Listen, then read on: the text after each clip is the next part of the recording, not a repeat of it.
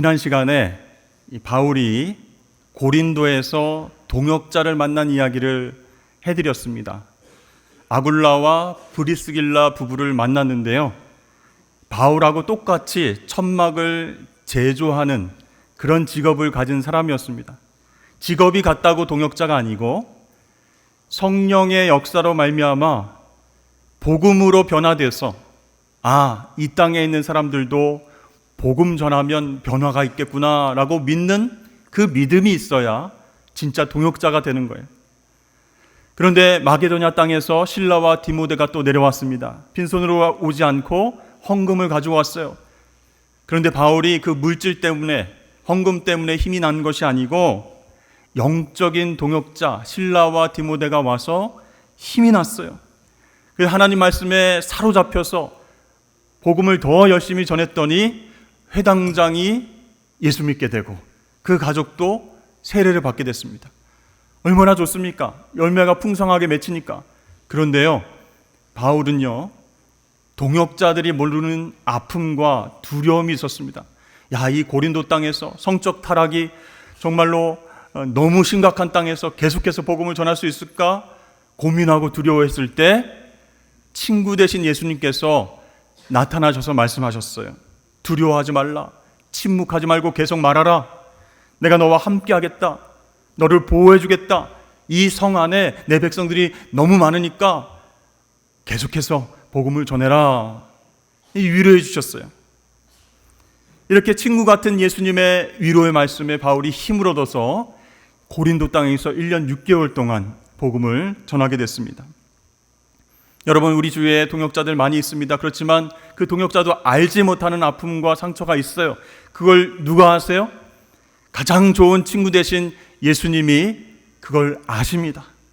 그리고 위로해 주시고 격려해 주시고 말씀으로 우리와 함께 하시는 줄로 믿습니다.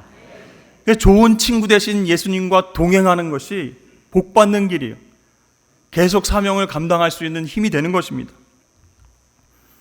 자, 이제 바울이 고린도를 떠나서 브리스길라 아굴라 부부와 함께 에베소에 갔습니다. 잠시 머물렀다가 이 부부는 에베소에 남겨두고 본인은 이제 출발지였던 수리아 안디옥으로 갔다가 다시 3차 전도 여행을 시작합니다. 그래서 3차 전도 여행을 출발해서 부르기아와 갈라디아 땅을 거쳐서 에베소 땅으로 약속대로 다시 왔어요. 그래서 오늘 본문 말씀은 이 바울이 에베소에서 전도하던 중에 어떤 제자들을 만나면서 생긴 일에 대해서 이야기를 하고 있습니다. 근데 바울이 예수 믿는 제자들이라고 하는데 그 말과 행동을 가만히 유심히 지켜봤습니다. 그리고 그들에게 다가가서 이렇게 물어봅니다. 당신들 믿을 때 성령을 받았습니까? 그러자 그들이 아니, 우리는 요한의 세례는 받았는데 성령은 들은 적이 없습니다. 여러분, 요한의 세례와 성령 세례 어떻게 틀릴까요? 이 세례 요한은요, 회개의 메시지를 전했습니다. 회개하라, 천국이 가까웠느니라. 그리고 예수님을 소개했어요. 그런데 정작 자신은 예수님의 십자가와 부활을 보지 못하고 처형당했죠. 죽음을 당하게 됐습니다. 그러므로 세례 요한과 그 제자들이 전하는 예수님은요, 온전한 복음이 아니었다는 거예요.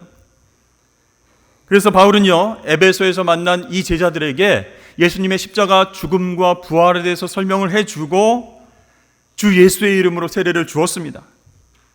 무슨 뜻일까요? 그들이 예수님을 자신의 주인으로 모셔드렸다, 이런 뜻이에요. 여러분, 여기서 중요한 것은요, 성령께서 역사하시지 않으면 그 누구도 예수님을 나의 구주로 고백할 수 없다는 사실입니다.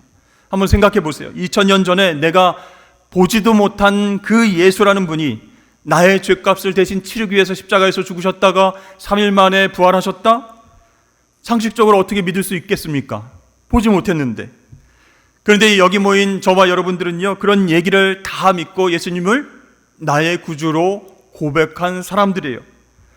어떻게 이런 일이 가능했을까요? 내가 믿어봐야지, 내가 한번 노력해봐야지, 그래서 되는 게 아니라는 거예요. 하나님의 영, 성령께서 우리에게 임하시고 역사하셨기 때문에 우리가 예수님을 믿게 된 줄로 믿습니다. 그러므로 저와 여러분들은 모두 성령의 사람들이에요.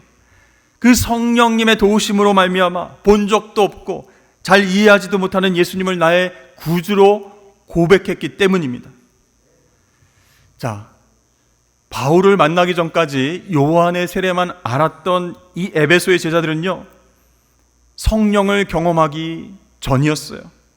그렇기 때문에 바울이 보니까 그들의 말과 행동 가운데 예수님이 전혀 드러나 보이지 않았다는 겁니다. 그래서 물어본 거예요. 너희가 믿을 때 성령을 받았느냐? 그렇습니다. 여러분들의 말과 행동 속에서 예수님이 드러나고 있습니까? 성령의 역사로 예수님을 나의 구주로 고백하고 믿었는데 우리의 말과 행동을 통해서 예수님이 드러나지 않으면 뭔가 잘못된 게 있는 거예요. 어떻게 해야 되겠습니까?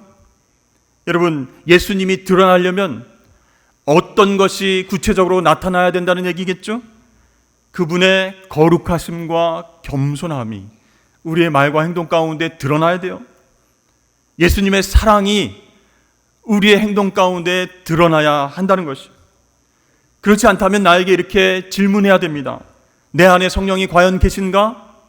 내 삶의 주인이 예수님이 맞으신가? 여러분, 성령의 역사로 예수님을 나의 구주로 고백하신 저와 여러분들은 말과 행동을 통해서 예수님을 드러내시기를 주의 이름으로 축복합니다.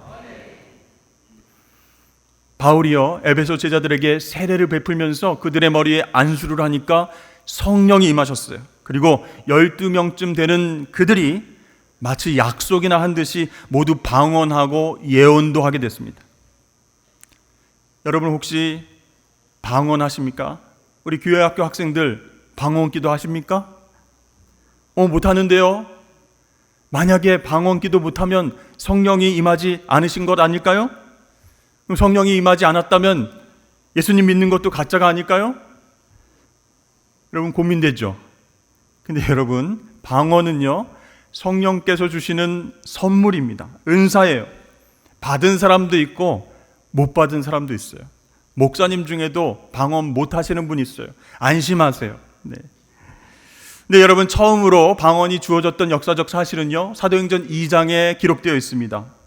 오순절날 함께 모여서 기도하는 그 제자들에게 성령이 임하시자 갑자기 방언으로 얘기를 합니다.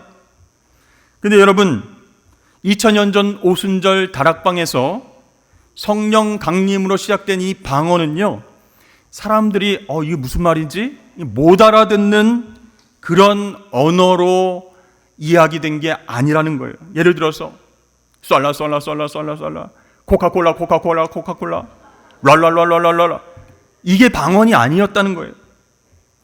여러분, 예루살렘에는요, 유대 절기가 되면 외국에서 흩어져 있던 유대인들이 다 모여들었습니다. 절기 지키려고. 그 사람들을 디아스포라 유대인 이렇게 얘기합니다. 근데 오래전부터 그들은요, 외국 땅에서 살았기 때문에 각자 다른 현지어를 모국어로 쓰는 사람들이에요.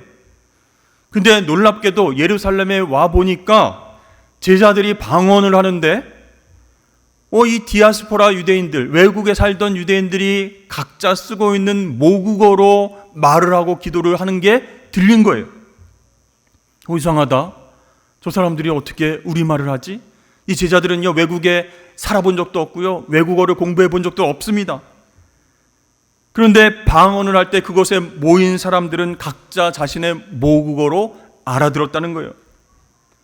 그러면 여러분, 이 방언의 본질이 무엇입니까? 각각 다른 언어를 사용하는 사람들 간의 소통이다라는 사실이에요.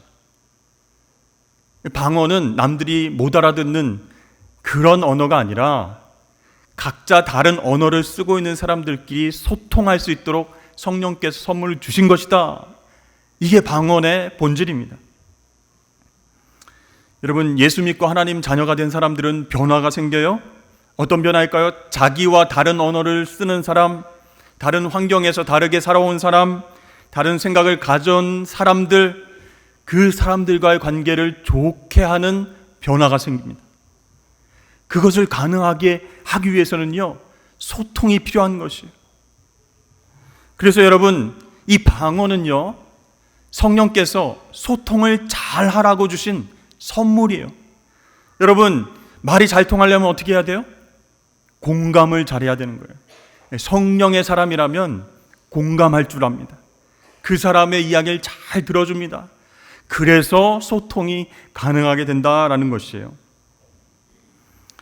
근데 여러분, 우리가 겉으로 드러나는 은사만 집중하면요, 외적인 은사만 집중하면 교만해질 수 있어요. 너 방언할 수 있어?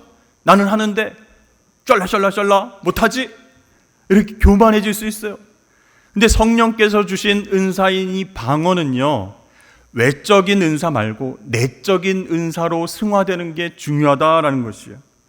그래서 바울이 이렇게 말합니다. 내가 너희 모든 사람보다 방언을 더 말함으로 하나님께 감사하노라. 그러나 깨달은 마음으로 5마디 말을 하는 것이 1만 마디 방언으로 말하는 것보다 나으니라. 이 바울은요, 성령의 은사인 방언을 잘 말할 수 있었습니다. 그런데 교인들에게, 또 안 믿는 사람들에게 잘 알아들 수 없는 방언으로 말을 많이 하지 않았어요. 왜요? 소통을 잘 하려고. 그래서 자기가 분명히 깨닫고 상대방도 잘 알아들을 수 있는 5마디 말, 즉 소통하는 것이 더 중요하다, 이렇게 고린도 교인들에게 편지를 썼다는 것입니다. 자, 우리 교회도 교회학교 선생님으로 섬기시는 분들이 많으시죠. 그런데 도대체 우리 학생들과 소통이 잘 안 된다라고 해서 고민이 많으신 분들이 있어요. 왜 저 선생님 말은 잘 듣는 것 같은데 내 말은 잘 안 들을까? 이렇게 고민하고 기도하다가 이런 결심을 했다고 생각해 보세요. 내가 방언의 은사를 받았으니까 학생들 딱 불러가지고 선생님이 기도해 줄게 하면서 방언으로 샬라샬라 이렇게 기도를 하면 애들이 내 말을 더 잘 듣겠지? 영적으로 기선제압을 하면 좋아지겠지? 이런 생각을 했다고 여러분 가정해 보십시오. 어떻게 될까요? 학생들이 어떻게 될까요? 말을 더 잘 듣게 될까요? 아마 아이들이 무서워서 막 도망갈 거예요. 다음 주에 안 나와야 되겠다. 우리 선생님 이상한 말 해.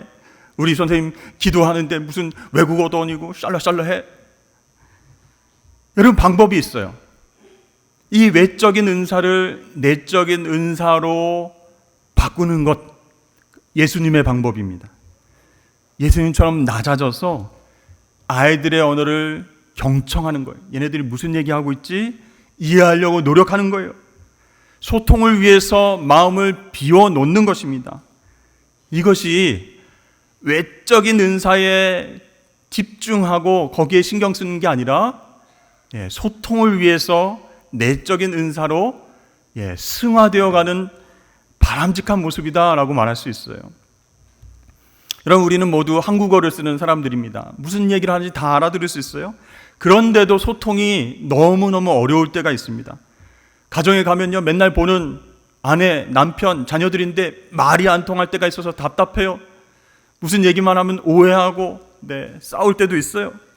또 회사에 갔는데 직장 상사와 말이 도대체 안 통해요. 그래서 상처받아요. 교회에서 섬기고 봉사할 때도 아이고 참 소통이 힘들다, 이렇게 생각이 듭니다. 왜 그럴까요? 다 한국말을 쓰는데 왜 소통이 안 될까요?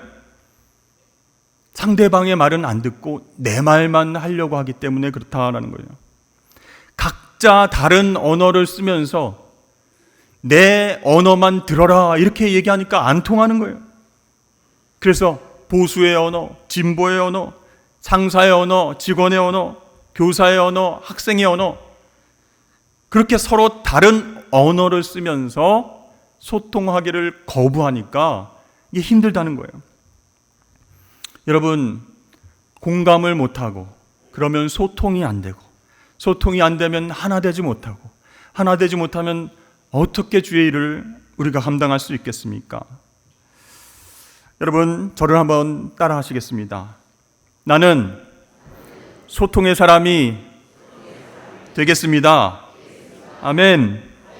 예수님을 나의 주인으로 모셔드렸다면 우리 모두는 방언의 사람이 되어야, 소통의 사람이 되어야 한다는 거예요. 예수님처럼 낮아져서 잘 들어야 된다는 거예요. 그래서 성령께서 방언의 은사를 주셨다라는 것입니다. 자, 그리고 바울이 안수할 때 성령이 임하셔서 방언뿐만 아니라 예언도 했다 이렇게 나오죠. 어떤 예언을 했을까요? 몇 년, 몇 월, 며칠 종말이 오게 될 것이다. 전쟁과 기근 때문에 인류가 멸망할 것이다. 여러분, 이렇게 예언했을까요? 아니죠. 우리가 알고 있는 예언은요, 점쟁이처럼 미래를 말하고 맞추는 것인데, 성경에 나오는 예언은 그런 뜻이 결코 아닙니다. 예언은요, 하나님의 말씀을 맡았다 그런 뜻이에요. 그래서 미리 예자를 쓰는 예언자가 아니라 맡길 예자를 쓰는 예언자 이렇게 쓰는 거예요. 하나님의 말씀을 맡았다. 그래서 예언자예요. 여러분, 성경에 등장하는 예언자들은요, 미래의 일을 쪽집게처럼 알아맞히는 점쟁이들이 아니라는 거예요. 하나님의 말씀을 맡은 자로서 지금 현 시대 가운데에 하나님의 뜻을 사람들에게 전하는 그 사명을 감당한 사람들이 예언자였습니다. 근데 오늘날 모든 예수 믿는 그리스도인들은 하나님의 말씀을 맡은 사람들이에요. 하나님의 말씀으로 나를 바로 세우고 세상을 변화시키는 그 사명이 있는 사람들이에요. 그런데 여러분 주변을 보세요. 세상에는요, 말로 사람을 죽이려고 하는 사람들이 얼마나 많이 있습니까? 반대로 말로 사람을 살리려고 하는 사람이 있어요. 차이점이 분명하죠. 우리가 TV를 보면, 가끔 가다가 토론을 보면 말로 사람을 죽이는 사람들이 많이 활동하고 있구나라는 것을 알게 됩니다. 얼마나 무서운 표정과 눈빛으로 쳐다보면서 말로 그 사람을 죽이려고 하는지 몰라요. 그러나 여러분, 하나님의 자녀된 우리들은요, 말로 사람들을 살려야 됩니다. 우리의 언어가, 우리의 말 하나하나가 하나님의 말씀으로 정제되어서 나와야 사람들을 감화시키고 살릴 수 있게 되는 것이에요. 여러분, 저를 한번 따라하겠습니다. 나는 하나님의 말씀을 맡은 사람입니다. 나는 사람 살리는 말을 하겠습니다. 아멘. 이 구약시대 선지자들, 예언자들은요, 미래를 쪽집게처럼 알아맞히는 신통력을 갖고 있지 않았어요. 그 하나님의 말씀을 맡아서 시대와 사람을 살리기 위해서 인내하고 겸손하게 견디고 박해와 위협에도 견뎌내고 타협하지 않고 그렇게 하나님 말씀을 전했다라는 사실입니다. 오늘 사도행전 19장은요, 사도 바울이 3차 전도여행을 시작했음을 우리에게 보여주고 있는데요, 1차 전도여행, 2차 전도여행을 통해서 바울이 얼마나 많은 사람들을 만났겠습니까? 그런데요, 그 중에서도 정말 바울을 힘들게 했던 사람이 있어요. 바로 유대인들이었어요. 하나님을 잘 믿는다는 그 유대인들이요, 바울이 복음을 전하기만 하면 돌을 던져서 죽이려고 했습니다. 질질 끌고 나와서 절벽에 그냥 떨어뜨리려고 했습니다. 왜 그랬을까요? 그 유대인들은 성령의 사람이 아니었기 때문에 공감할 수 없었어요. 바울과 소통할 수 없었습니다. 또 우리 유대인들은 하나님 사랑하셔서 율법을 주신 민족이야, 하나님 말씀을 맡았다라고 생각했는데, 자부했는데 그 말씀으로 삶이 변화되지 않았기 때문에 말씀보다 자기 생각대로 종교생활 열심히 하면서 그렇게 살아갔던 것입니다. 여러분, 우리도 그 유대인들처럼 그렇게 될 수 있어요. 율법주의, 형식주의에 얽매여서 살아갈 수 있다는 것이에요. 성령 안에서 공감하고 소통하고 하나님 말씀에 감화받지 않으면 우리도 똑같이 유대인처럼 사람을 죽일 수 있다. 사람 살리는 말을 하지 못하고 공감하지 못하고 그렇게 공격적으로 살아갈 수 있다는 사실이에요. 사랑하는 여러분, 우리 학생 여러분, 성령의 역사로 우리는 하나님 자녀가 되었습니다. 그렇다면 성령의 은사로 허락하신 방언과 예언을 잘 활용할 수 있어야 됩니다. 여러분, 방언의 은사 무엇이라고요? 공감하고 소통하는 능력이에요. 예언의 은사 뭐라고요? 말씀을 맡은 자로서 사람을 살리는 그 사명을 감당해야 됩니다. 이 은사들을 활용해야 돼요. 내가 할 수 없으니까 성령님 도와주시옵소서. 나하고 다른 사람들하고 싸우지 않게 하시고 공감하고 잘 대화할 수 있도록 소통의 능력을 주옵소서. 매일 나에게 주신 말씀 큐티하면서 묵상하면서 말씀대로 순종할 수 있도록 성령님 도와주옵소서. 이렇게 기도해야 돼요. 여러분, 요즘 더 소통이 어려워졌다 이렇게 얘기를 하죠. 말이 안 통하는 시대다, 갈등의 시대다, 혐오의 시대다 이렇게 얘기합니다. 이럴수록 성령의 은사가 필요한 거예요. 오늘 본문을 통해서 이야기하신 방언과 예언의 은사를 통해서 성령께서 하나 되게 하신 것을 지켜내고 세상을 조금씩 변화시켜 나가는 저와 여러분 되시길 주의 이름으로 축복합니다.